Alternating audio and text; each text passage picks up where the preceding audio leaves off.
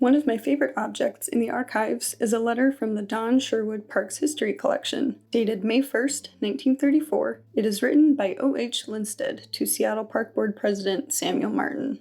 Linstead begins this letter by referring to bathing suit laws as obsolete and says, quote, "It does seem absurd that we should be forced to conform to them when no one wants them," end quote. As manager of sporting goods at the university bookstore, Linstead takes it upon himself to voice men's collective frustration regarding the fact that Seattle's public beaches will not allow them to wear trunks, requiring them instead to wear full bathing suits. He even claims that men are putting their lives at risk by wearing trunks anyway and swimming in unprotected and dangerous areas instead of at public beaches with lifeguards. Outdoor leisure and recreational activities were becoming popular in the first decades of the 20th century in Seattle. The 1931 10-year program for the Seattle Parks Department states that, quote, "There is little doubt that a great deal of pleasure and benefit is derived from play in the open air and exposure to the sun," end quote. From 1903 to 1936, the city became home to many parks designed by the Olmsted Brothers, a Massachusetts-based landscape architecture firm. Many of these parks included beaches due to Seattle's immediate proximity to multiple bodies of water, and wading pools were popular amenities at parks that did not have beach access.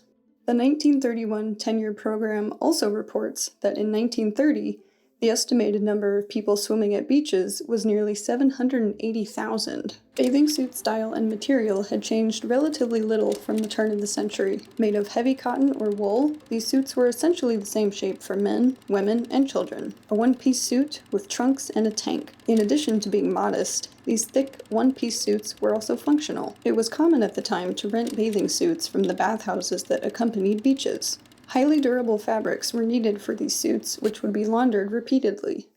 At the time of Linstead's complaint, beach bathers and pool waders were steadily breaking away from the modesty revered by previous generations and were trending towards showing more skin. Despite this, there were still laws dictating swimwear moving into the 1930s. According to Linstead, quote, "False modesty can hardly be an excuse for continuing the use of an inadequate and irksome jersey top, while women are discarding more and more clothing," end quote. He concludes his letter with the question, why the discrimination?